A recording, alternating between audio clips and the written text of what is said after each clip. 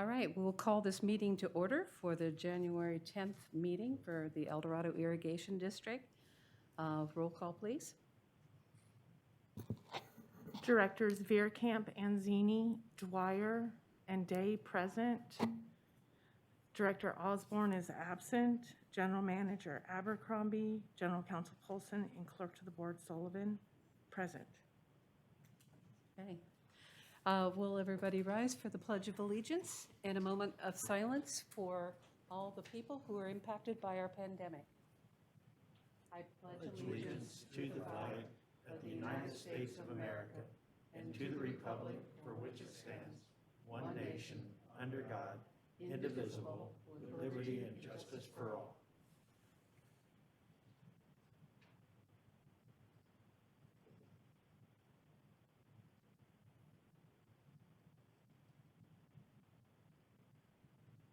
Thank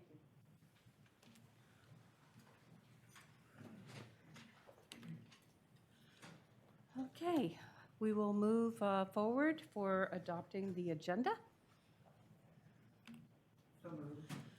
Second. Okay, it's been motioned and seconded to adopt the agenda.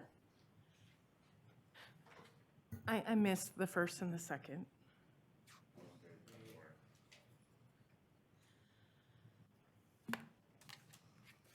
Okay.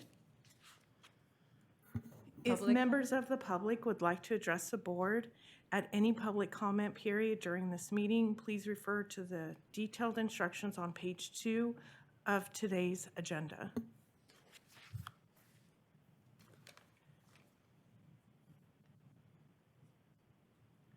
President Anzini, it does not appear there are any members of the public wishing to speak. Okay. Opportunity to vote, board.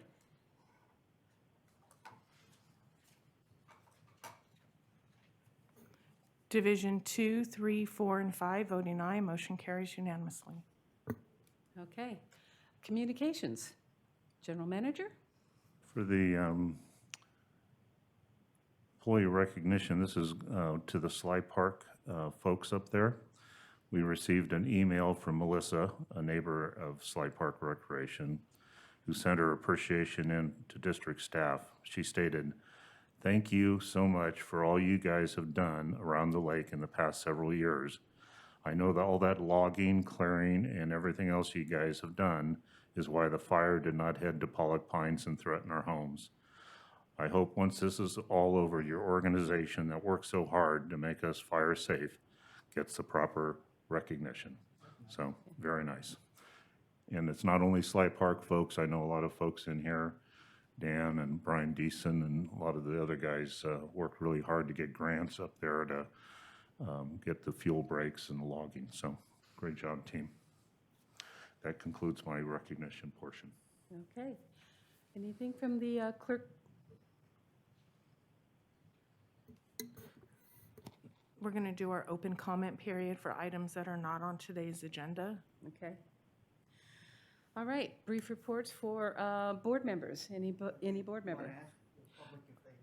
Oh, okay. Is this public forum? Anybody who wants to speak to the board that's on an item that, no item on the agenda, please. Have one member of the public wishing to speak. Okay.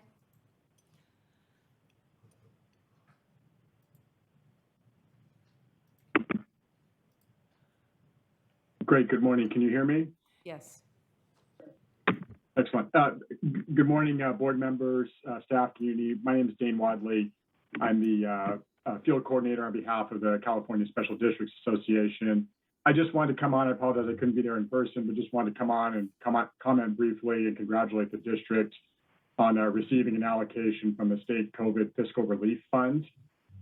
Certainly know that these funds will help the district offset some of the impacts that your district has experienced over the past 2 years. And then I also want to thank the district for applying, as it certainly helped CSDA demonstrate the need for these funds to the state when we're going through the whole advocacy process. And then finally, to that end as well, just thank you again for your guys' ongoing support to help CSDA secure these funds. The grant that you and other districts have received would certainly not have been possible without your support and engagement and everything that goes into all of the advocacy efforts in Sacramento, which I know you guys are familiar with. So just want to come on, say thank you, appreciate all your help, and congratulations once again. Thanks so much. Thank you very much, Mr. Waddle. And Dane, this is Jim Abercrombie. Thank you for your continued support and engaging us in the process. I know Brian Polson and Elizabeth Leeper work well with you, and just appreciate all the support. Absolutely. Thank you. Okay, Clerk, are there any other members from the public who want to speak on items that are not on the agenda? It does not appear there are any additional members of the public wishing to speak on any items not listed on today's agenda. Okay. Opportunity for board members. Any activities you want to report on? I'll start with the general manager's report Okay. under communications. I think you all received a note from me. I don't know if Brian's doing this or I'm doing it, but Dorado Irrigation has been rewarded $10 million from the California Department of Water Resources to help replace the Sly Park intertike conduit. It's an extremely important grant, and I know Brian is working diligently to get an RFP out, to get a design engineer on here to get it going, because I think, and Brian, why don't you come on up? I think we need to have it constructed by 2024. 2026 is the completion date. But yeah, our plan is to come back to the board in February with a design contract to get the design going, and then we'll be working on environmental and permitting for that project in 22 and 23. And then with the hopes of getting construction started in 2024, and that'll give us the completion by the time frame for this grant expiration. So yeah, we're really excited to get this. This project has been in the CIP for many, many years, and it really helped, strengthen our water supply system, to deal with all the stuff we've been dealing with the last few years: drought, wildfire, landslides, source water quality. This project really goes to multi-benefit water reliability for the district, so very pleased with that. Brian, congratulations to you and all the staff that worked so hard to get that. What a great thing for EID and our ratepayers to have a $10 million offset. That's the good news. Bad news is you mentioned environmental. We already have a pipeline there. Why isn't it a categorical exemption for replacing it?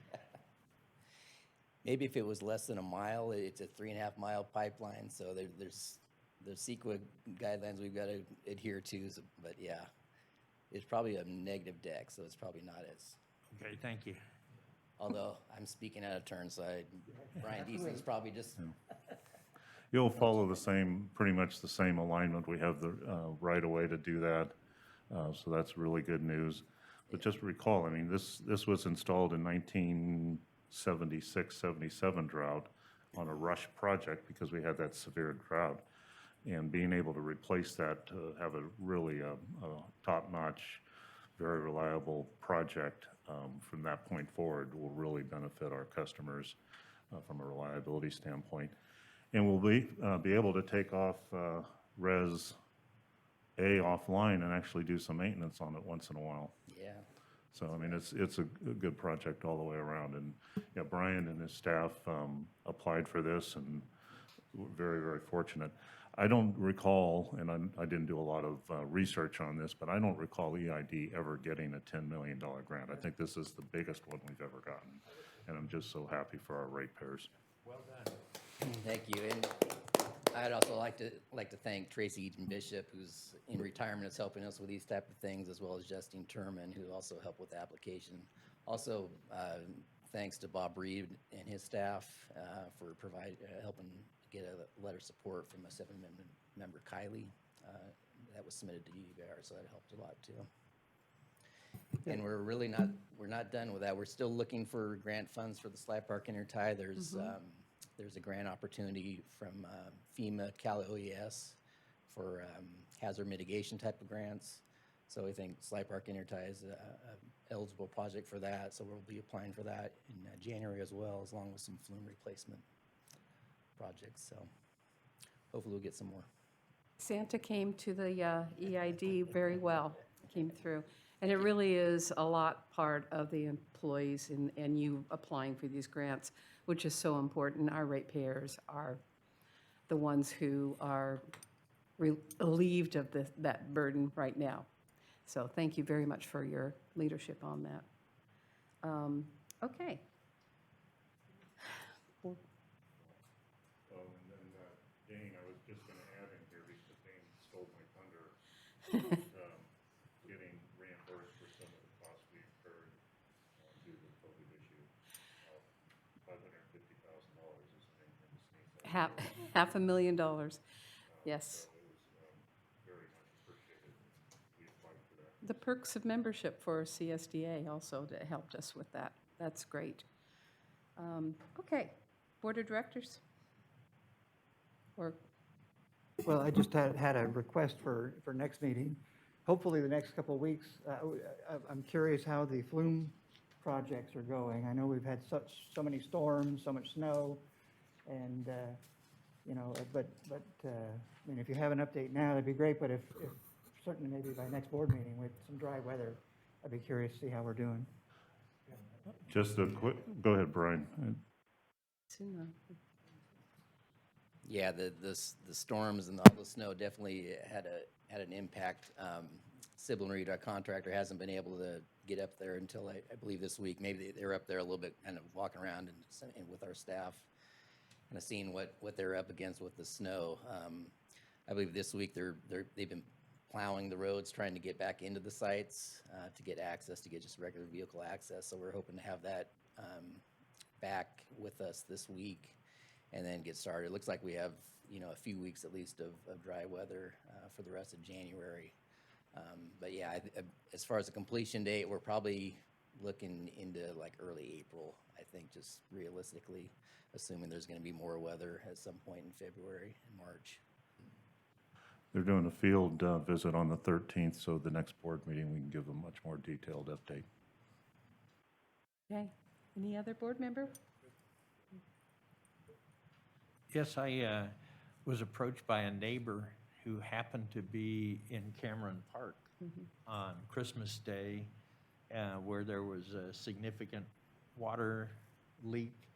And the neighbor responded by saying how impressed they were with the EID construction crew coming out on Christmas Day afternoon to deal with the leak and how well they did. So it's just another tribute to the dedication of our team members. Thank you. All right, let's see, we'll move on to the approval of the consent calendar. Board, what is your, Move to approve. Second. all right. Been motioned and seconded to approve the consent calendar. It does not appear at this time there are any members of the public wishing to speak on the approval of today's consent calendar. Okay. No one wishes to comment. It is now up to us to vote. Board members, what is your vote?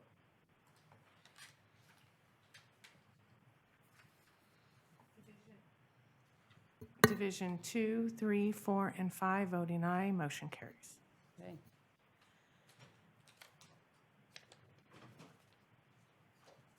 Consent calendar has been approved. Now this is the end of consent calendars.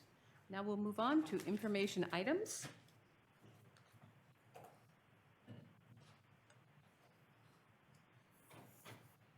Welcome. Good morning. Morning. Thank you, Jen. Yep.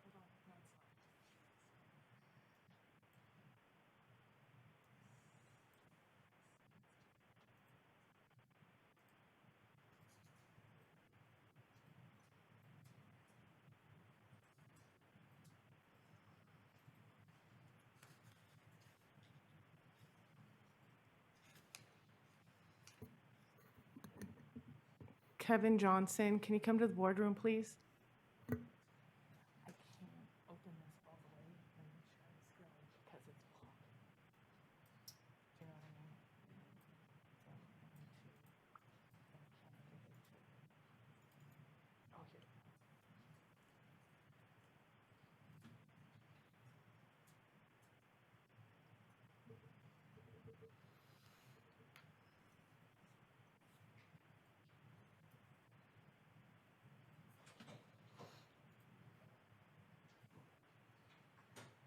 There. All right. Just in time. Just your presence. Yeah, Just in this is called time. the PC Ferry. Yeah. All right.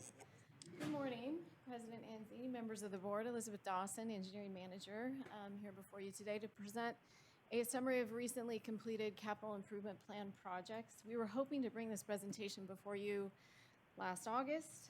The Caldor fire happened. We had to refocus our efforts, so we were delayed to this meeting. So it's kind of a long list of projects that we have to talk about today. So hopefully you'll bear with me. Next slide. Before I start talking about the projects, I'd like to point out two particular items that are of importance as we implement these projects. First of all is safety. And the picture that you see on the top right here is a tailgate talk that often happens on each of our construction projects as the sun is rising. This gentleman in the middle is giving the talk to SRC and associated crews working on our flume projects. They talk about any issues, hazards of the day, and then bring up any potential items that just need to be discussed before they start work. Our inspectors often will attend these tailgate meeting discussions, but also I wanted to let you know that safety really starts at the concept of our projects. We engage with our operations, maintenance, E&I staff to address issues, access issues, any safety issues, and we do our best to mitigate those safety issues out of the projects as they go through design and construction. And then secondly, the lower picture is a design coordination meeting, and these coordination meetings typically occur once a week on our construction projects. We engage not only with the design engineer and our experts, but it's a collaborative effort with the contractor as well, and also all of our staff. We engage the operations staff, and we work through the issues on these projects, and we develop solutions in a collaborative stakeholder type process. So as we go through these projects, you'll see issues and change orders that we've had to implement through these projects, but we do it on a collaborative basis, and we are always fair when we issue change orders to our contracts. Next slide, please.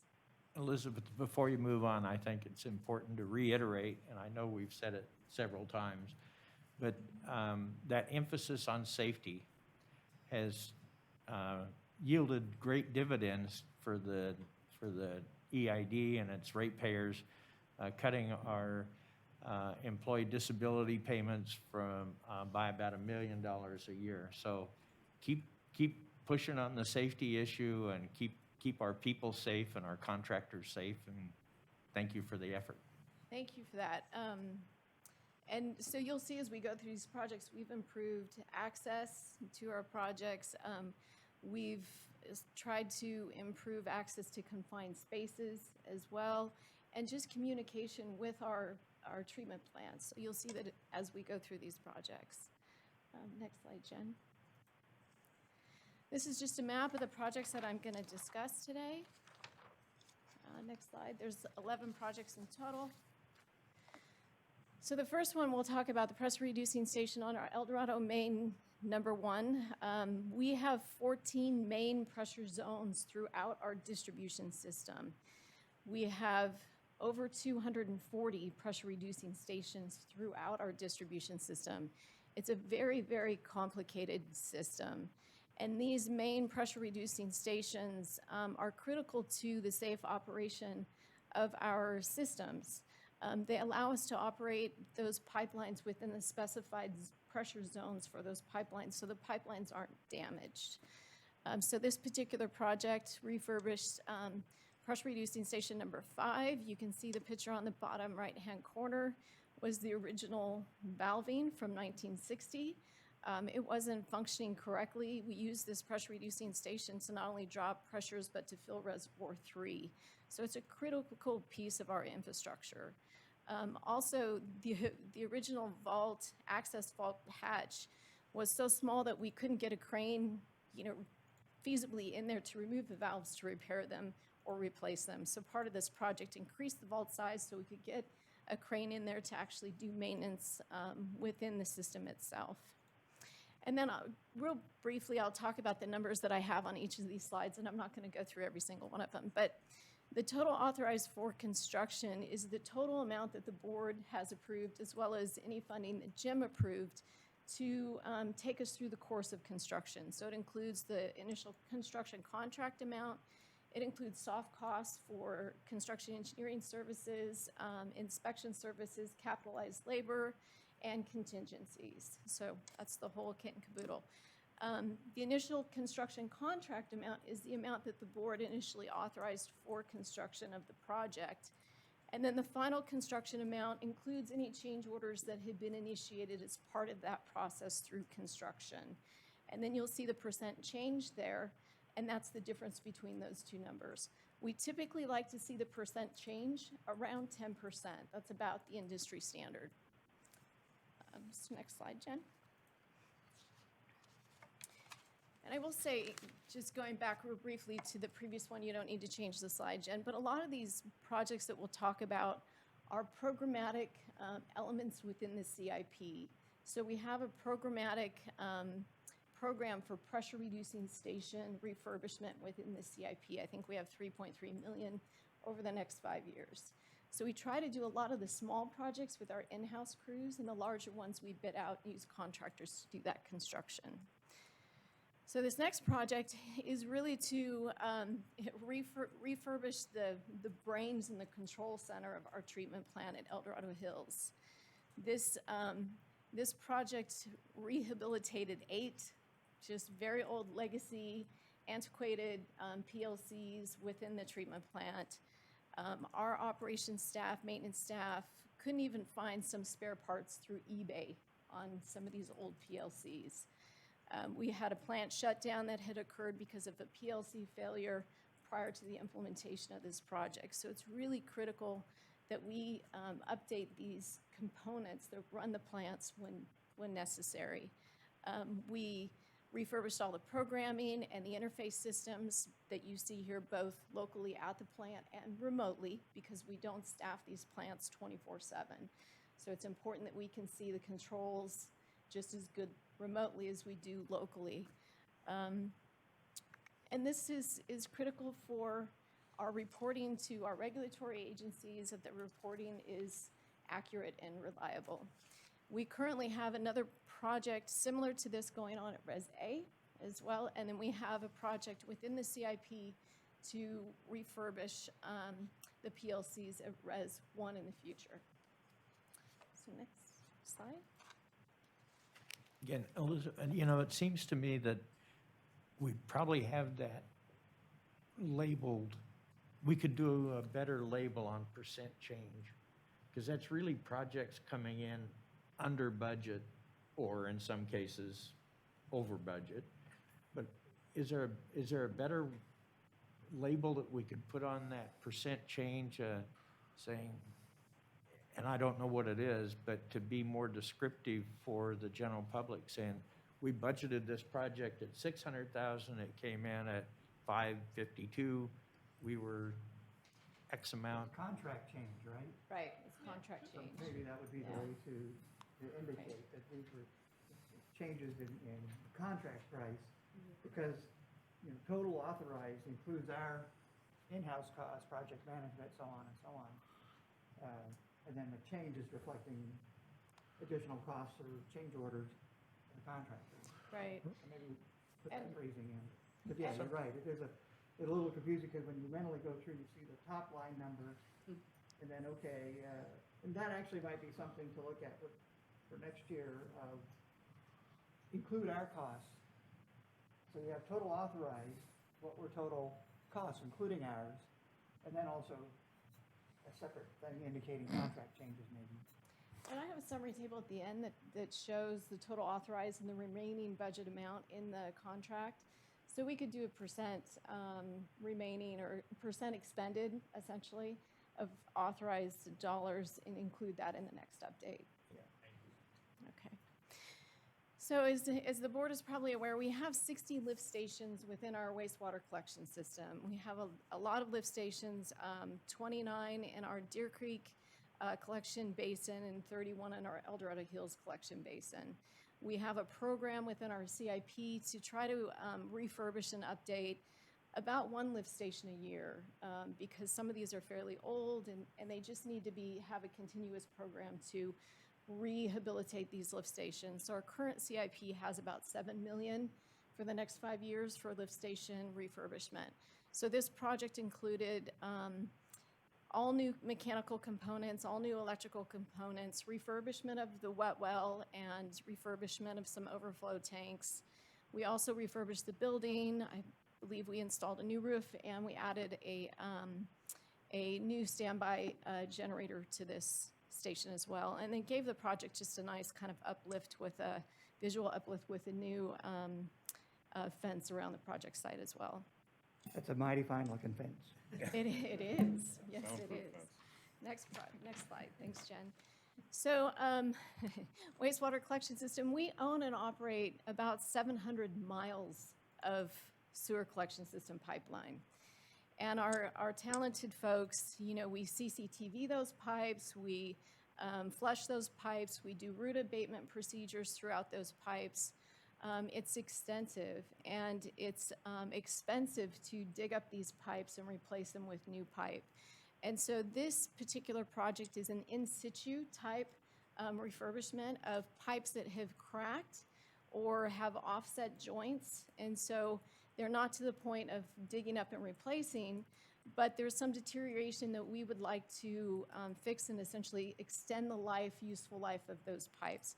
Typically, these pipes are clay or asbestos cement pipes, which we don't use anymore when we install new pipes in our system, but we have a lot of those older pipes in our system. So this project aims to extend those lives of those pipes and also reduce the infiltration that we get into our collection system that goes through the roof when we have high rainfall events. We typically will see peaking of 6 to 7 times in flows to our wastewater treatment plants when we have heavy rains. So we're aiming to also reduce the infiltration into our system by doing these projects. This, on average, costs us about $100 a foot to do, whereas if we were to dig it up and replace, it's over $500 a foot. So it's also very economical for us to do this type of a project. Also, I want to point out on this particular side that the percent change to the contract is a negative number. It's not a typo. So typically what we'd like to do when we bid projects is to have line items in our bids, so not a lump sum project, right? So that benefits us when we're negotiating contract change orders because we have a specific amount that's tied to a specific item in the construction contract. And also, if we don't need to utilize all of that line item or we don't utilize it at all, we can effectively execute a credit to the contract, which is what we were able to do in this project here. Next slide. And we are currently designing the next phase of rehabilitation that we hope to bring to the board later on this year as well. So the Deer Creek process control improvements is similar to the process control improvements at the El Dorado Hills water treatment plant. We had updated, I believe, 20 PLCs at this particular plant. A lot of the processes at this plant were in manual operations mode. So this project really was able to incorporate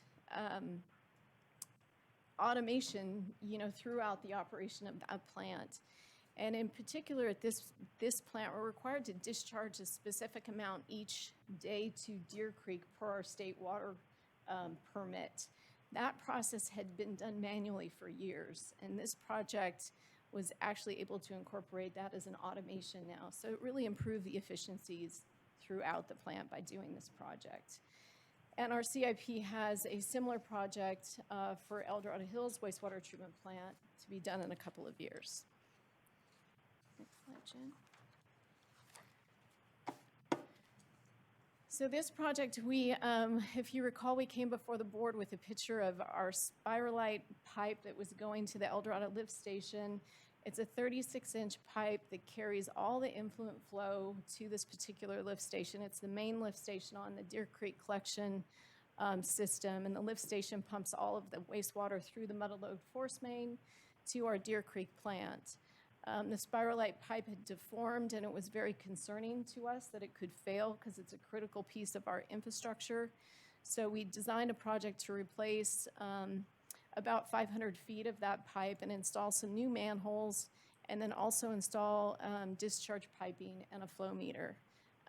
If any of you have been in the town of El Dorado when it's raining, you know that it gets very wet and boggy throughout that town. So the contractor had some challenges dewatering these trenches while installing this pipe to that depth that's shown here. That's why the name of the town was Mud Springs originally. Next slide, Jen.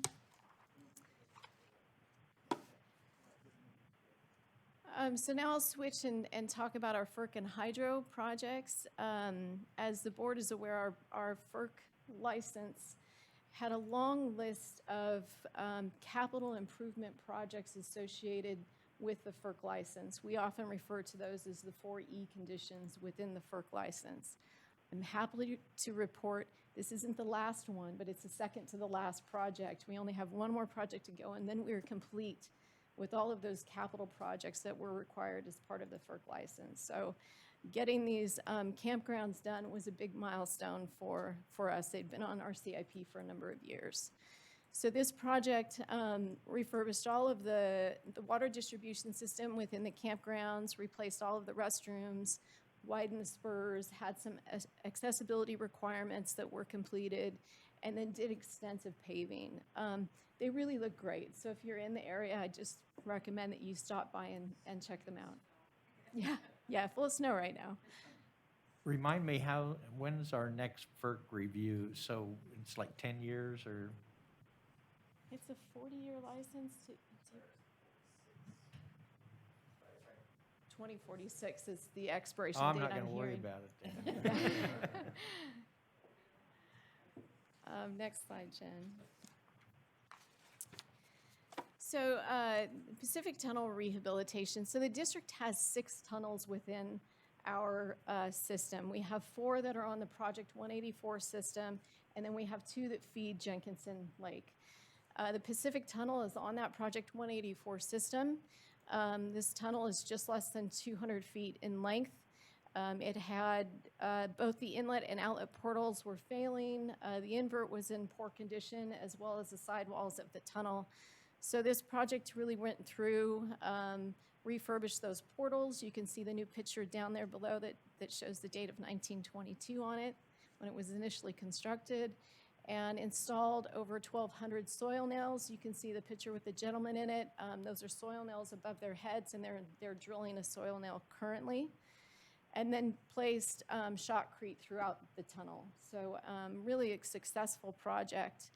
And I also wanted to let the board know that as a result, after the Esmeralda tunnel failure, we implemented a condition assessment program on all of the elements of our Project 184 system. So we inspected thoroughly the tunnel system. We get a subject matter expert with staff from operations and engineering to do a thorough assessment of the condition of the tunnels every 5 years. So we did this back in 2016, 2017, and we're currently going through the same process this year. And then we do the siphons, and then we do the flumes and the canals as well. And we have a full report every 5 years on the condition of our system. And so, very successful project. Flume 3840. So we were so close to having this project complete. And then the Caldor fire happened. And so this project replaced just over 700 feet of wood flume. Some of the wood flume was elevated and constructed almost 1,500 feet of concrete U-shaped canal along flumes 38, 39, and 40. We improved the bench access, built MSE walls that you can see here. And I'd like to point out too, on the photo there with the excavator, they're placing K-rail along the edge of the MSE wall. And this serves two purposes. One, that MSE wall could be damaged, by a piece of equipment driving along the bench, but also it's a huge drop in some of these areas where the MSE wall is really high. So we put the K-rail up for fall protection, both for folks that are walking along the bench and driving along the bench. And this is a standard practice now going forward. And then also the photo on the lower left, that was an area that we had to really pull back as part of the construction of this project. There was a lot of unsuitable material that was sort of hanging over the canal. And we installed the jute net, which is that lighter color material there, and then also C350, and then we hydro-seed it. Well, that was done, and the Caldor fire came through and burnt it all. And all of the C350 is kind of like a plastic, a polyethylene type material. It melted all the way down to the canal. When it got to the canal, exploded in the canal and just caused a lot of damage within that section of canal right there. So the change orders associated with Caldor fire, include refurbishing the jute net and the C350, a lot of hazard tree mitigation, and there was refurbishing the damage to the canal itself. That totaled about $250,000, and we're seeking refurbishment of those expenses through our insurance and FEMA. That amount is included in the contract percent change that you see here. If you deduct it from that, the actual percent change on this project is just over 4%. These projects are really risky and difficult to do because they're in a short time frame, difficult weather. The site conditions are challenging to work in. So when we see project completion come in under 5%, that's really a successful project in our point of view. Thank you, Jen. Powerhouse roof and drainage replacement. We are very excited that this project is done. Prior to initiation of this project, the lower picture there on the left, you'll see a covering over some electrical equipment. The Powerhouse roof was leaking onto high voltage equipment, so it was very dangerous for our staff and not good for the equipment to be operating under those conditions. So this project stripped the layers of membrane that had been placed on top of the roof over the years, added a cementitious layer essentially to allow for proper drainage off the roofing site. It also included refurbishment of the switchyard deck, which PG&E owns, and we entered into a cost share agreement with PG&E to get funds recuperated from their portion of the deck. And we also improved, obviously, all the drainage off the deck, but also the railings that you see and access to the roof itself for our staff. Last project, thanks for bearing with me. This is a little bit different than our typical projects. So we came before the board back in 2017 with an idea of extending our solar fields throughout the district. Our costs for electricity exceed $5 million a year, so and they're going to continue to go up. So we investigated the possibility of entering into power purchase agreements with a third party to extend our solar fields both at Deer Creek and El Dorado Hills. I'm happy to report that those are now working and connected to the grid. And our projected savings from these, we have 2 solar fields at Deer Creek and we have 2 at El Dorado Hills. We have an existing 1 megawatt solar field at El Dorado Hills that we own and operate. These facilities are actually owned and operated by a third party. So we still get great trade-off revenue benefits by these PPA arrangements. It's not quite as good as it was back in 2006 with the construction of our 1 megawatt facility, but we are still saving quite a bit of money through the term of this agreement. When we came before the board back in, I think, 2019, the estimated pro forma at that time showed that we had a savings around $9.5 million over the 25 years because PG&E rates have increased higher than projected at that time. Our actual savings are now estimated in the range of 16 to 19 million over the next 25 years. At the end of the 25-year term, we have the option of extending the terms by 2 5-year additional agreements, or we also have the option of purchasing the solar fields from the third party at an earlier date. We plan to come back to the board in February or March and have an update on all of our alternative energy projects and the revenues that we receive from those, including our inline hydro and our battery system. So we'll have some more detail for you there, but I just wanted to show a good news story for you.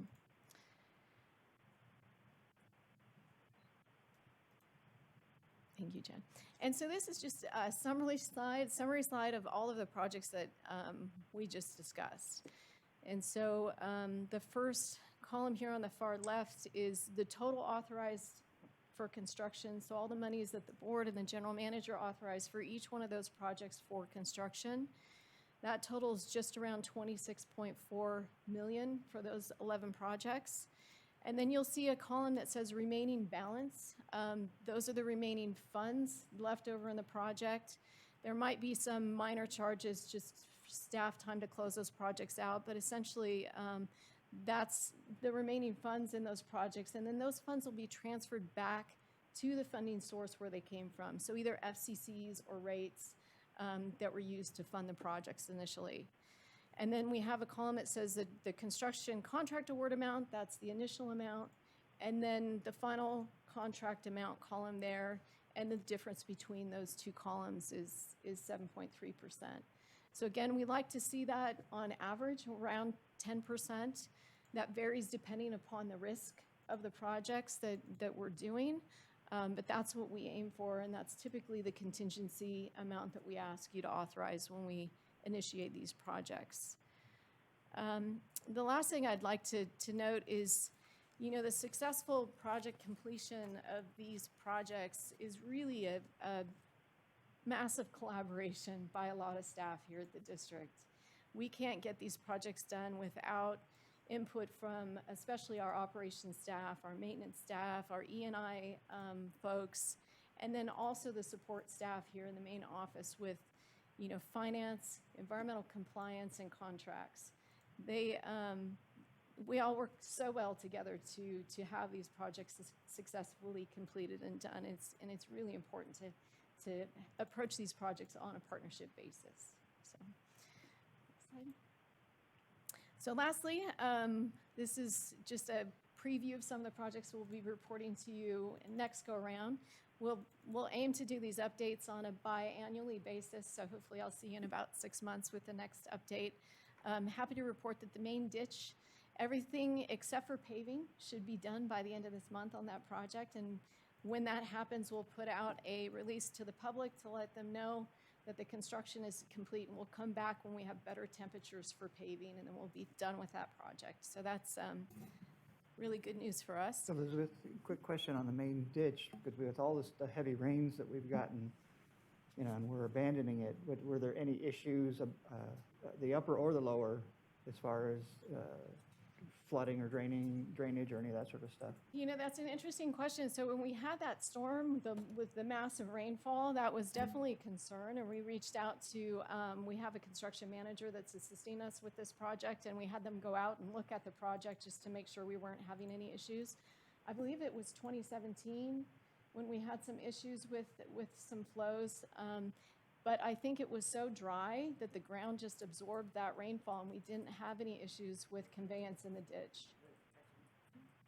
And then the raw water pump station, I was out there last Thursday, and they were installing the first the first of 4 pumps in the casing. So I'm really happy to see that project moving forward as well. We should be able to do some startup and testing of those pumps next month. And that's all I have. So any questions?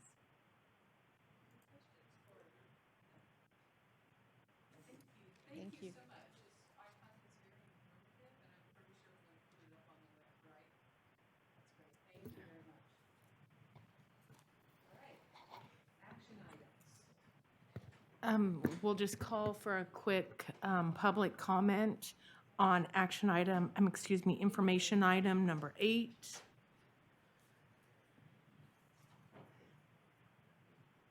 It does not appear there are any members of the public wishing to speak on information item number 8. Move on to the agenda. Action items. Item number 9. Move option 1. Second.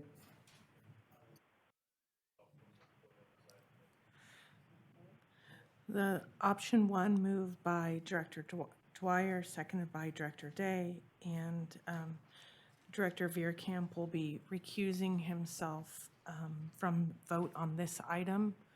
If we have any public comment on action item number 9, the ratification of the general warrant registers, it does not appear there are any members of the public wishing to speak on action item number 9.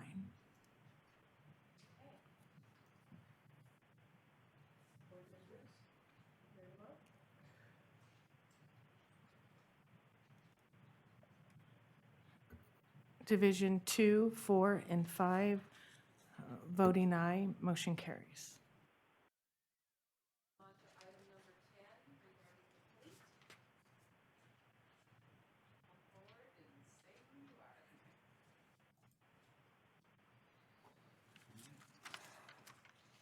All right. I'm Greg Royal. I'm the Fleet and Building Maintenance Supervisor.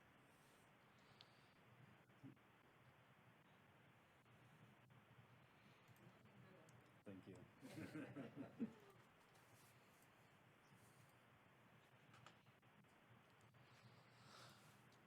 All right. Today we are here to consider authorizing the GM to execute fleet vehicle purchases for our vehicle replacement program. Next slide, please. Just a summary of what we're going to be going through with this slide. Next, please. This is just a picture of one of our oldest trucks we have in the fleet. It's definitely we got our money's worth out of this one, but it's definitely time to update our fleet a little bit. Next slide, please.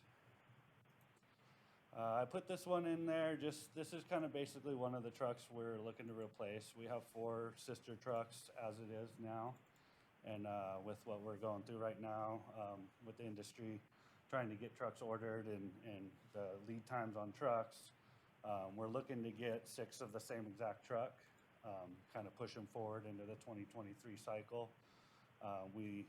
We're looking to get all the same trucks. It makes it a lot easier on us for our parts, for inventory, everything we have, and as well as our operators operating the trucks. They're all like trucks, so it's once you're used to one, you're generally used to all of them. So I kind of just threw that in there to kind of see this is the basic trucks that we're looking to replace here. This has the older DPF, which is one of our main issues with the trucks, is trying to get parts for them. The companies went out of business years and years ago, and we've been trying to Band-Aid them and keep them going, but it's getting to the point where it's costing us a lot of money and not being able to find the parts where we're having so much downtime in between the trucks. Next slide. Oh, absolutely. The trucks. Yeah. What do we do with the trucks that we've replaced? Do they get sold? Yes, they will all go to the public auction, and we'll get a decent return on everything that we actually put onto the auction. Price of used vehicles right Yes, we're getting quite a bit return, and as well as one of our water trucks we're replacing, same thing with the DPF. It can be sold, and with it being, a decent truck still, we'll get a decent return to cover a lot of the costs that we're going forward with. I was going to ask about the water truck. Everything else has, really high mileage. That one had relatively low. Yeah, yep, and that's why we have we have that DPF same system where we're struggling to get parts and keep it on. So in California, it's near impossible to get the stuff to keep that one on the road, and to stay in compliance. Okay. So that's why a lot of these trucks were, especially that one, we sell out early before we do run out of parts, and we can get a huge return back by selling it, so. It might be interesting to, when it's all said and done, just to give us a quick follow-up on what we get for everything. Yeah. Yeah, absolutely, yeah. Next slide, please. This is our criteria still. Our age is 20 years or older, and mileage is 200,000. Obviously, there's a lot of variables in between of being able to get parts. Also, condition of the vehicle, the downtime that we see with certain vehicles. We're just trying to keep our crews out to where they can keep our water going. So our push is to keep the vehicles, in good running order and as safe as possible for them out there in the field. Next slide. Higher. Oh, sorry. This is just basic background. We have a large fleet, and we cover all of our agencies here, our hydroelectric, our wastewater, our parks and recreation. Our main criteria is, we're trying to get rid of the vehicles that are beyond their useful life. And with the parts issue that we're running into with these days, we're having to, press forward and look way into the future of where we're at.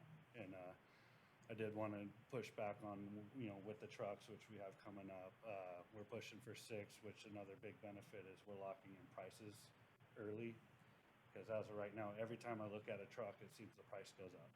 Every time we get a quote, the price goes up. So we're really pushing hard and fast to lock in the lower prices before everything goes through the roof with the supply and demand that we're running into right now. So aren't we doing this based on a piggyback also? Yes. So it's also Everything going up we for do all is- agencies? Yeah, so we Right. have actually a few different contracts we're using through all of these, which we Okay. found. And so we're piggybacking off state contracts through Sourcewell, and then we found a new government contract that we're using Good. for that, all of like PG&E and SMUD and all them. They kind of got a contract set in place for that, so we're piggybacking off of that one as well. I have a question, though, regarding that. Can we piggyback off of a private company? I thought we could only piggyback off of a So that's state the with, sole, yeah, it's a sole source. Sole So source. It's a sole source, but of course, they're the only ones really in the market anymore. They do offer the Gsa Contract pricing, which is Okay, just kind of, it's got just it. kind of a, for the It's the a bigger sales- companies. sales pitch. It's a sales, yeah, sales, we get a lower price than anybody off the street that would go in. right, quantity So, yeah. versus, Absolutely. okay. Next slide, please. Here's a quick list of the vehicles we're looking to replace. You can see on the top is the 4 sister dump trucks that we would be replacing. The other 2 are the very older ones that are at the end of their service life or past it. So we're looking to get the 6 to be all the same. The water truck we kind of hit on a little bit, which is, not very many miles, but we can't keep the DPF system going on it, so eventually it'll be out of compliance. And then we have just older trucks that are higher mileages. One of them in there was one of our hybrids. The battery went bad in it, and it's more than the vehicle to replace the battery in. So it's on its way out. Next slide, please. As we hit on before, we are having a lot of supply chain issues with parts, and now with even ordering vehicles, we have very small windows to do so, and that's why we're pushing hard and fast to lock in pricing and be able to, when it comes, they're there, we can jump on the deals right away. That's our build trucks. With the build times for the dump trucks, why we're doing 6 is they're about 18 months out from order date. And so by the time we would even hit the 2023 mark when they'd be building them, we'd be ready to order 3 more. So that's why we're really pushing to group them all in and have the benefits of having all the same truck, the same price, just user friendly. So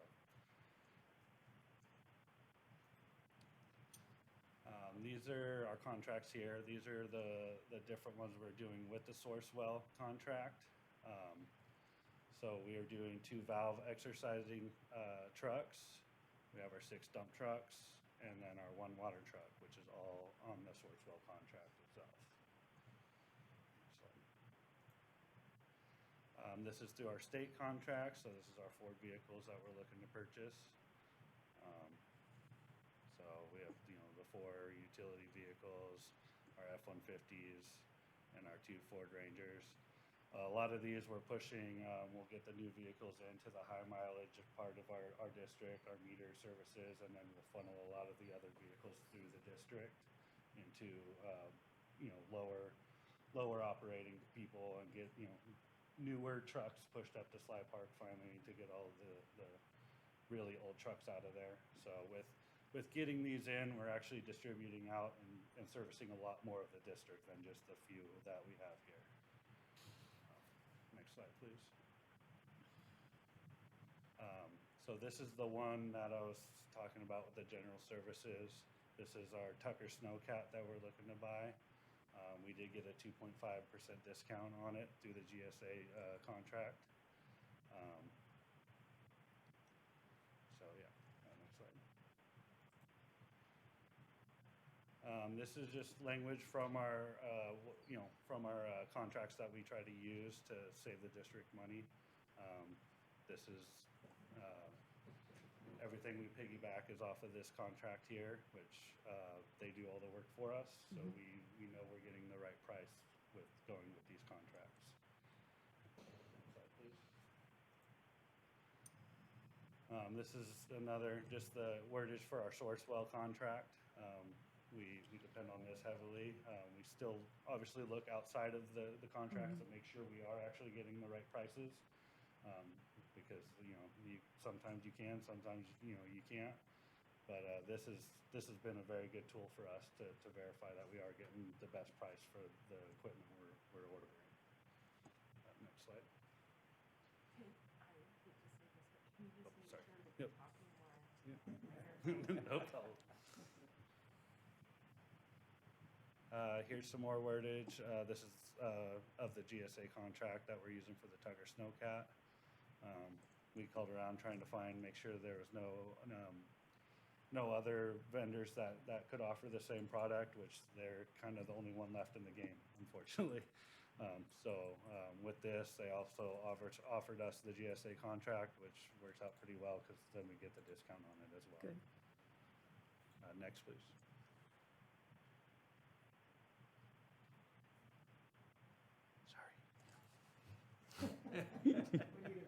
Yeah. Does it come out? There we go. It's bendable, but maybe not tall enough, but it's bendable. Yeah, we're good. Okay. All right.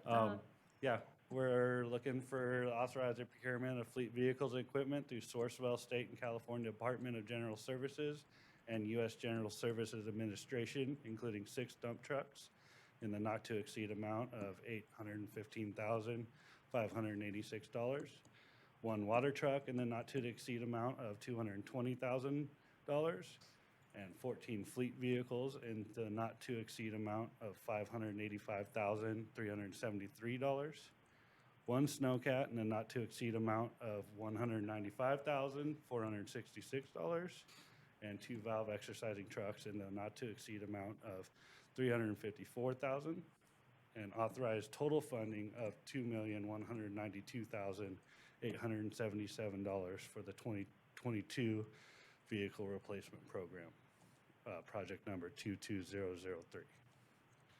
And recommendation is option 1. Okay, thank you. I'll Director Bearcamp. move option 1. I'll second with a comment.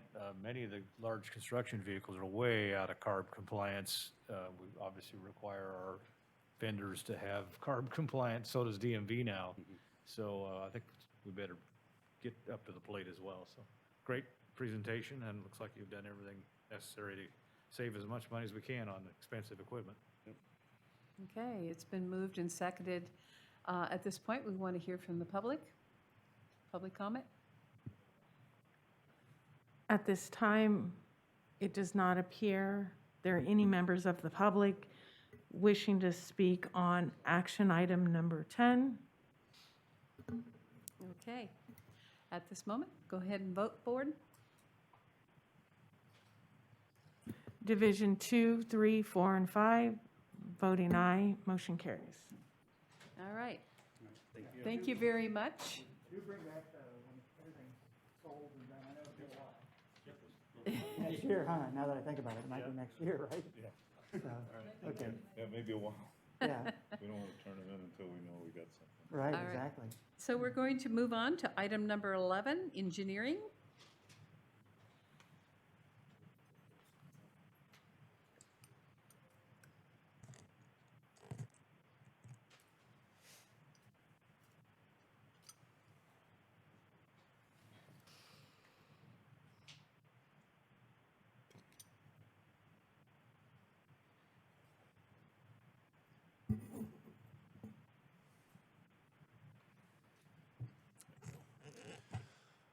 Good morning, members of the board. John Money, Senior Civil Engineer, and I'm here this morning to present the El Dorado Hills Wastewater Treatment Plant, Waste Activated Sludge, Dissolved Air Flotation Thickener Rehabilitation Project. For short, we call that the WASDAF, which makes it a whole lot Yeah, I easier. was gonna So- say, love that WASDAF. name. Go ahead, next slide, Jen. Previous board action, this project's actually been floating around for, again, like several of our projects for several years. It was in kind of a evaluation project when I started here 5 years ago, so we've been moving it forward as time and budget kind of allows us to. In 2000, the most recent action item was in 2018, the board approved a contract to Black & Veatch Corporation for the design of the project. That was completed, I believe, more or less in 2019. Then again, we've just been waiting for, to fit it into our construction and finance schedule. So it was also included in the board-approved CIP package this last November. Summary of issues, why we're doing this project. The internals of the WASDAF as well as its associated air handling and sludge pumps have reached the end of their useful lives. There's been significant deterioration, corrosion in the metals. It was originally constructed in 1997, so it's got, you know, its 20-year life. And the concrete basin as well has shown some wear and tear. It's also got some cracks and whatnot, so it's showing some efflorescence on the outside of the basin from just a little bit of weeping through the concrete. Again, the sludge and air handling pumps will be replaced, and then it's important to note with this process that there's no redundancy on this process. So if it goes down, the plant can still function. It just makes it a lot more difficult to process the waste activated sludge within the plant, which really makes it more expensive and more onerous on our operators if this process goes down. Next slide, please. So again, here's a picture of the WASDAF. The mechanical unit is right there on the outside, so it's just it's very similar to a sedimentation basin. The first half of the building behind it on the north side, the smaller 15 feet there on the right, is the electrical portion of the building, controls all the pumps and whatnot associated with this unit. And then the other side where you can see those skylights, that's the filter gallery. So that's where the pumps and the whole side of the building. Yeah, anything with the skylights on it is where the pumps and the air handling system and piping is located. Go ahead, next slide. So here's some photos, and these photos are actually taken, I believe, it was in 16 or 17, so we've got about another 5 years of use out of what's shown here, but the top left is one of the scum arms that takes the floated material off to the digester. The middle is where the treated water comes out. It's on the center column. And again, just kind of shows you the corrosion use that's on both those. Go ahead, next slide, please. This is the scraper arm on the bottom of the unit. And again, you can kind of see that exposed concrete. Some of that can be just wear and tear from the unit. It also kind of appears that it might be that wasn't totally finished when we originally did the basin. Also showing one of the cracks there on the inside. So again, part of this project will be to totally rehab the basin. It's not in any danger of failing right now, but we like to do the preventative maintenance. So everything's sealed up and it's just more effective and long-term unit moving forward. Next slide, please. So again, the project scope is to replace all of the mechanical equipment within that outside WASDAF unit, treat all the interior and exterior concrete basin surfaces, make sure everything's nice and sealed up so we secure that facility, replace the air handling system, and then also replace the sludge pumps and the associated piping within that's needed to accommodate those new pumps. We've issued or we're moving forward with this construction contract. We issued an RFQ back in October. We had 8 contractors show up for the pre-bid meeting and ended up having 2 contractors bid on the project. So that was T&T Industrial Contractors and Siblon Reed. So the results of those bids, again, fairly competitive. I believe the engineer's estimate on this was 1.5 million, so we're kind of right there in the ballpark. T&T is the apparent low bid. So we've also completed the environmental, makes it easier when we're working outside on the inside of an existing wastewater treatment plant, so it's categorical or categorically exempt. We have notified the public and sent out mailers as well. Next slide, please. So for funding, we are looking at, again, a construction contract of $1,579,000. We are looking for a construction management support contract for ICM of $18,560. That's mentioned in the AIS. So they are on our on-call. They're one of our on-call vendors, but they also specialize in. They have an electrical inspector that is part of the SCADA tie-in and electronics that will be also associated with this project. Is there, the contingency is about 15%. Is there a reason we went a little higher on this one? There is. So if you, again, a large portion of this project is the metal mechanical materials outside. That should be a fixed cost for the bid. However, we've seen significant notice from the industry on markups, and fencing's a prime example of your fence quote. It's only good for like 3 days or whatnot. So it's a little bit of a added contingency in case we see we get a force majeure or something else from some of the mechanical aspects of this project. It should be a pretty straightforward project. It's just the current work environment that we're putting a little extra contingency in there for. Total funding so with that extra contingency and the capitalized labor, we end up with a total funding request of just under $2 million. As far as schedule moving forward, we have if we award the contract today, we will be starting a 360-day contract. So we should be wrapping up just about in July or January of 2023. It's a year-long contract, but it's a short construction window. So I think we have 6 weeks. We allow the contractor to be on site. Again, because we don't have a redundant process, part of the scope is to provide a temporary facility to treat that waste stream during construction. But it's a short construction window, long project, and again, that's to accommodate kind of what we're looking at as far as things just not showing up. A lot of it would be prefabbing and preparing so that then they have everything and then they come on site.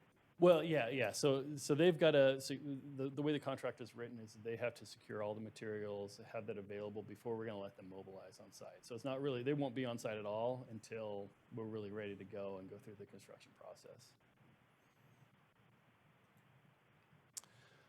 So again, with that, staff is recommending option 1, which is to award a contract to T&T Industrial Contractors, Inc., in the not-to-exceed amount of $1,579,693 for construction, and authorize additional fundings in the amounts of $18,560 for construction management, $145,000 for capitalized labor, $235,000 in project contingency, for a total funding request of $1,978,253 for the El Dorado Hills Wastewater Treatment Plant, Waste Activated Sludge, Dissolved Air Flotation Thickening Rehabilitation Project. Got that all out in one breath. Option 2 is to take other action as recommended by the board. I'll move option 1. Second with a comment. I think Tracy Crane, about 3 years ago, when Director Anzini and myself were touring the plant, he planted the seed, showing us the issue with the facility and kind of warned us that this would be coming along. So having been there and seen it, I think it's appropriate we approve it. Perfect. So any questions from the public? It's been motioned and seconded. It does not appear there are any members of the public wishing to speak on action item number 11. All right. So what's your pleasure, board? Go ahead and vote. Division 2, 3, 4, and 5, voting aye, motion carries. Great. Item number 12.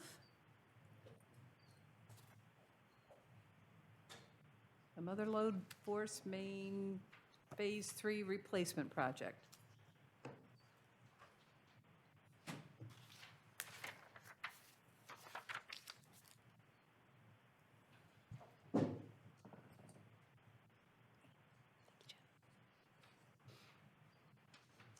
Right. Good morning, members of the board. My name is Liz Carrington, Senior Civil Engineer here at the district. Today I'll be presenting a project update and funding request for the Motherload Force Main Phase 3 Replacement Project. All right, previous board actions. The board adopted the 2022-2026 Capital Improvement Plan, which included this project subject to available funding. And then prior to this, the most recent construction contract was presented about 9 years ago in 2013. All righty. The 9-mile-long Motherload Force Main and downstream gravity pipeline was originally constructed in 1979 and consisted of 12-inch asbestos cement pipe. Historical and recent pipe failures disrupt wastewater collection service to the El Dorado and Shingle Springs area. Can I ask you to speak up a little bit more? Because I'm having a hearing problem. I'm not sure the recording is hearing you. Thank you. Absolutely, thank you. All righty, the 9-mile conveyance system known as Motherload Force Main, it begins at El Dorado Lift Station in the Diamond Springs area. It converges with the Town Center Force Main and then continues west through rolling terrain and then terminates at Deer Creek Wastewater Treatment Plant. The yellow lines indicate pipelines that have already been replaced to date. These pipe segments have been prioritized based off of criticality due to hydrogen sulfide corrosion. And then the red indicates about 3 miles remaining of original 12-inch asbestos cement pipe. Next slide. All right, I did want to elaborate a little bit on the Upstream El Dorado Lift Station. So prior to 1979, this facility was a pond plant for wastewater treatment of the wastewater from the El Dorado Hills or El Dorado area. Back in 1979, this facility was converted to a lift station with the construction of Motherload Force Main, and treatment was consolidated at the Deer Creek Wastewater Treatment Plant. So now the lift station does have waste discharge requirements. We are permitted to use the equalization pond to the north. This is for a temporary emergency use only. So during severe storms or when we have force main breaks, we do use the equalization pond. We are required to test for dissolved oxygen on a daily basis, just to make sure that wastewater in that pond doesn't become septic, and then we have odor issues. Next slide. All right. Recently, we had 2 failures. The first one was on October 25th of last year. This was about 1,000 feet downstream of El Dorado Lift. This failure resulted in a Category 1 SSO, meaning not all of the wastewater was captured and returned back to the collection system. During historical failures, our operations staff has had complications repairing the pipe, just because sometimes when we cut out the failed force main, we try to connect with high max couplings to the existing pipe upstream and downstream. That hydrogen sulfide gas corrodes the pipe to the point where it's not quite as rigid as it needs to be for those couplings to create a watertight seal. And so historically, we've had to chase those failures back and replace not just that specific portion of pipe. So having that historical knowledge, the district decided to engage with Camp General Engineering for an emergency PO to perform that replacement. Luckily, they were able to mobilize very quickly and replace the pipe within that day. Next slide. So can I ask you a question? Because the date is mysterious. That's the day of the big storm, right? Yes. Okay, so the general public understands that. All right. Yes, we had quite an intense, about 10 inches of rainfall the day before. So as Elizabeth Dawson mentioned earlier, we have quite a bit of inflow and infiltration to our collection system, especially the older areas of our system. And, the lift station definitely accommodated those additional flows and started pumping through for normal operations. And unfortunately, just the excessive flow and the excessive pressure was a little too much for this fragile force main. Okay. Alrighty. So, at the end of the first repair, operations went back to normal back in the El Dorado Lift, and we started pumping, evacuating that flow that had accumulated in the temporary overflow pond. Unfortunately, 2 pipe segments upstream, we had another failure. This one, some lateral cracking similar to the one before. Luckily, we did still have that emergency contract, so Camp was able to remobilize, come back out to the site, and perform this pipe repair as well. And I did want to mention that after that second failure, our operations staff has modified the operational schema at El Dorado Lift, and so we are able to use the force main now that we've had the repairs, but we've had to reduce the pressure, and so we've had to reduce the flow as well, and so we are using that equalization pond quite a bit more than we typically do during storm events. So, alrighty. In this slide, I did want to highlight corroded versus non-corroded pipe. So we had the very rare opportunity of being able to televise the pipe after that second break before pipe had mobilized to the site. So on the left, we have a picture of corroded pipe. That discoloration on the top, that represents delaminated force main. So the consistency isn't quite as rigid as we would like to see for a wastewater pipe. And then the picture on the right, that represents non-corroded pipe. So when we had televised upstream and downstream of that break, we saw corroded pipe for about 200 feet upstream, and then it actually looked pretty decent. That's the picture on the right. And then downstream, unfortunately, it was all corroded. Alrighty, next slide. So as far as project scope moving forward, segments 2, 3, and 4, those are the remaining 3 miles or about 1,400 feet left of the Motherload force main. Staff is seeking to design all 3 of those segments with this funding request, and then moving forward through construction, we'll look at construction cost estimates and determine which ones to bring forward. Alrighty, next slide. Project schedule. So very shortly after the breaks, staff initiated a preliminary design contract with Survey just to kind of get our hands wrapped around this pipeline replacement, look at any showstoppers or any big issues with construction. And then moving forward, staff would like to develop plans and specifications for all 3 segments. And then barring no major obstacles, we'd like to proceed with construction, if all goes well, summer, fall of this coming year. Alrighty.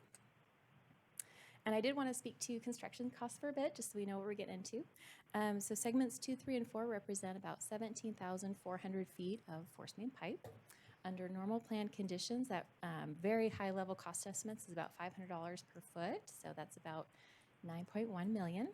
This is not including construction management, inspection, testing, capitalized labor, and whatnot. That's just the construction costs.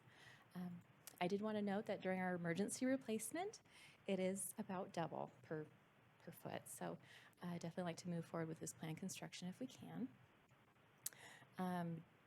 So during our preliminary design, we did notice that there might be some obstacles during construction, some creek crossings and whatnot. So staff will refine those construction cost estimates during the course of design. But luckily, we, in this latest CIP, 2022-2026 CIP, we do have about $12.6 million targeted for the Motherload, Force Main, Town Center, and Strolling Hills. So although these breaks did expedite design quite a bit, we still have some planned dollars for this. All right, next slide. All right, so during design, staff will reach out to El Dorado County for an encroachment permit. We will develop a traffic control plan. So this pipeline, it is in Pleasant Valley Road, Motherload Drive, and Buckeye, and there are 2 schools on Buckeye Road. So we'll work very closely with El Dorado County Department of Transportation to make sure we're all kosher with that. And then also engineering will work with communications staff at EID to develop a public outreach plan prior to construction. Alrighty, next slide. So at this time, staff is requesting funding for professional services to develop bid plans and specifications, and also capitalized labor for a total funding request of $125,000. Alrighty, next slide. Board options. Option 1, authorize funding in the amount of $75,000 for design services and $50,000 for capitalized labor, for a total funding request of $125,000 for the Motherload Force Main Phase 3 replacement project, project number 21081. Option 2, take other options, or take option 3, take no action. Recommendation, option 1. Okay. Any questions from the board? I'll move option 1. Okay. I'll second, and just with a comment, I appreciate the look at the overall potential cost, ballparking, because this is the easy part. It's a small contract, but it's good to know where we're headed, so I appreciate that. So I actually have one question before we open up to the public. My question, or just a comment, is there somewhere in the infrastructure budget that this might count towards, the pipe replacements for public health? I don't know if we have staff looking at that, but it seems to me that there's some funding. I'm always asking for more money, but funding somewhere with the infrastructure budgets coming down into, from the federal to the state of California. So. I don't know of any. Liz, do you? Not off the top of my mind. I do receive email updates of the infrastructure bill and just Right. kind of keeping us up to date. So I'll definitely work with our legal folks to Yeah. see if we can capture any of those funds, because this is Hey, definitely a great project. we're shooting pretty good right now with some money, so doesn't hurt to ask. Absolutely. We're on a roll. Yeah, we'll keep looking, and if we see something, Director Ancini will bring it up. And for Director Day, when we were talking about this at the staff level, normally something like this would be on consent. It's such a small contract. But we really wanted to give the board the big picture of what's coming, so you really see what is needed to complete the entire project. Great. So is there anybody from the public who wants to make a comment? It does not appear there are any members of the public wishing to speak on action item number 12. All right. Doesn't look like it. So, board, what is your will for this? Go ahead and vote. Division 2, 3, 4, and 5, voting aye, motion carries. All right. So if we can recess this meeting before we convene to closed session, can we move to the Financing Corporation? Yes. And since you are Vice President of the Financing Corporation, Lori, maybe you could just open it as the Vice President? Okay, I'll just open it as Vice President. This is agenda item on the finance. And So we're going to move to the Financing Corporation agenda.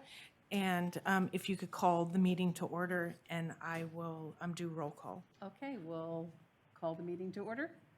At 10:27 a.m., Directors Veerkamp, Anzini, Dwyer, and Day present.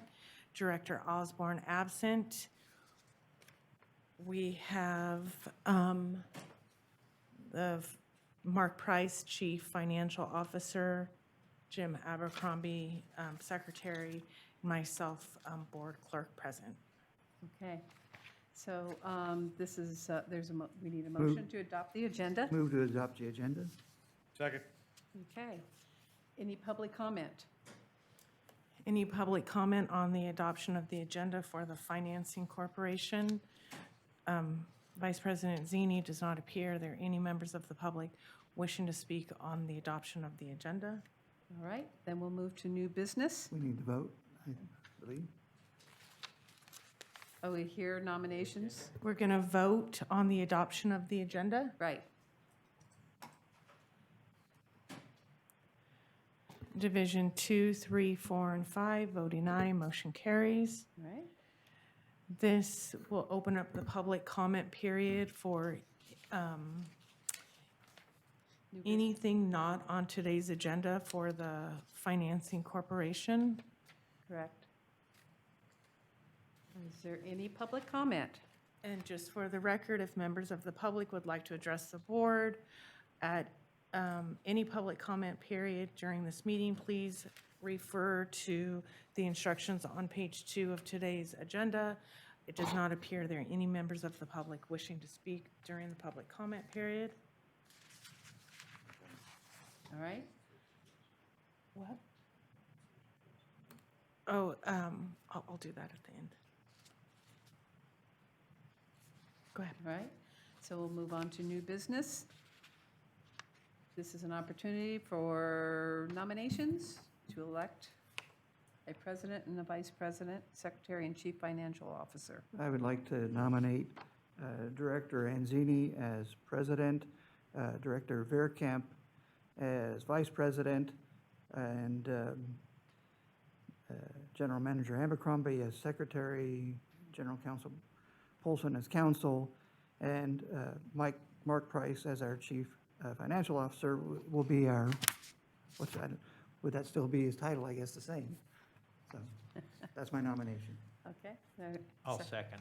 All right, so it's been motioned and seconded to replace the president, vice president, secretary, and chief financial officers with Director Anzini, Director Veerkamp, General Manager Jim Abercrombie, and Financial Officer Mark Price. Is there any public comment on this? It does not appear there are any members of the public wishing to speak on new business item number 1. Okay. What is your, go ahead and vote, board members? Division 2, 3, 4, and 5, voting aye, motion carries. All right, we'll move to the item number 2, which is the approval of the minutes for January 11, 2021.